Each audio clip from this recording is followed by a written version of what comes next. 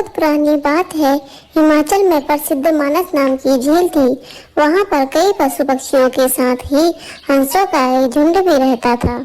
उनमें से दो हंस बहुत ही आकर्षक थे। दोनों ही देखने में एक जैसे थे, लेकिन उनमें से एक राजा था और दूसरा था सेनापति। राजा का नाम धृतराष्ट्र था और सेनापति का नाम सुमुखा था। झील का नजारा बादलों के बीच से स्वर्ग जैसा प्रतीत होता था। उस समय झील, उसमें रहने वाले हंस की प्रसिद्धि वहां आने जाने वाले पर्यटकों के साथ देश विदेश में फैल गई थी। वहां का गुणगान कई कवियों ने अपनी कविताओं में किया, जिससे प्रभावित होकर वाराणसी के एक राजा को वह नजारा देखने की इच्छा हुई। राजा ने अपने राज्य में बिल्कुल वैसी ही झील का निर्माण करवाया और वहां पर कई प्रकार के सुंदर और आकर्षक फूलों के पौधों के साथ ही स्वादिष्ट फूलों का पेड़ भी लगवाया। साथ ही विभिन्न प्रकार के पशु पक्षियों की देखभाल और उनकी सुरक्षा की व्यवस्था का आदेश भी दिया। वाराणसी का यह सरोवर भी स्वर्ग जैसा सुंदर था, लेकिन राजा के मन में अभी उन दो हंसों को देखने की इच्छा थी जो मानस सरोवर में रहते थे। एक दिन मानस सरोवर के अन्य हंसों ने राजा के सामने वाराणसी के सरोवर जाने की इच्छा प्रकट की, लेकिन हंसों का राजा समझदार था। वह जानता था कि अगर वो वहां गए तो राजा उन्हें पकड़ लेगा, उन्हें सभी हंसों को वाराणसी जाने से मना कर देगा। लेकिन वे नहीं माने। तब राजा और सेनापति के साथ सभी हंस वाराणसी की ओर उड़ चले। जैसे ही हंसों का झुंड उस झील में पहुंचा तो अन्य हंसों को छोड़कर प्रसिद्ध दो हंसों की शोभा देखते ही बनती थी।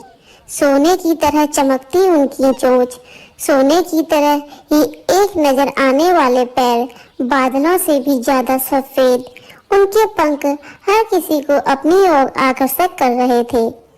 हंसों के पहुंचने की खबर राजा को दे दी गई। उनने हंसों को पकड़ने की युक्ति सोची और एक रात जब सब सो गए तो उस हंस को पकड़ने के लिए जाल बिछाया गया।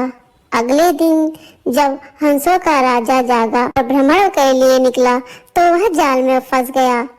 उसने तुरंत ही तेज आवाज में अन्य सभी हंसों को वहां से उड़ने और अपनी जान बचाने का आदेश दिया। अन्य सभी हंस उड़ गए, लेकिन उनका सेनापति सुमुखा अपने स्वामी को फंसा देखकर उसे बचाने के लिए वहीं रुक गया। इस बीच हंस को पकड़ने के लिए सैनिक वहां आ गए। उन्होंने देखा कि हंसों का राजा जाल में फंसा हुआ है, दूसरा राजा को बचाने के लिए वहां खड़ा हुआ है। हंस के स्वामी भक्ति देखकर सेनापति बहुत प्रभावित हुआ।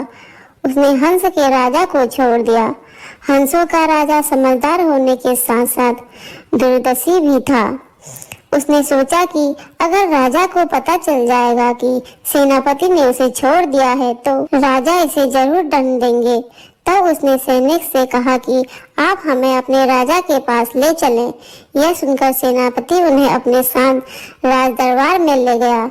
दोनों हंस सैनिक के कंधे पर बैठे थे। हंसों को सैनिक के कंधे पर बैठा देखकर हर कोई सोच में पड़ गया। जब राजा ने इस बात का रहस्य पूछा तो सैनिक ने सारी बात सच सच बता दी। सैनिक की बात सुनकर राजा के साथ सारा राज दरबार उनके साहस और सेनापति की स्वामी भक्ति देखकर हैरान रह गया। सभी के मन में उनके लिए प्रेरणा जाग उठा। राजा ने सैनिक को माफ कर दिया और दोनों हंसों को आदर के साथ छोड़ दिया। साथ ही कुछ दिन टहलने का निर्णय भी दिया। हंस ने राजा का निर्णय स्वीकार किया। कुछ दिन वहां रुककर वापस मानसरोवर झील पर चले गए। कहानी की सीख, किसी भी परिस्थिति में हमें अपनों का साथ नहीं छोड़ना चाहिए।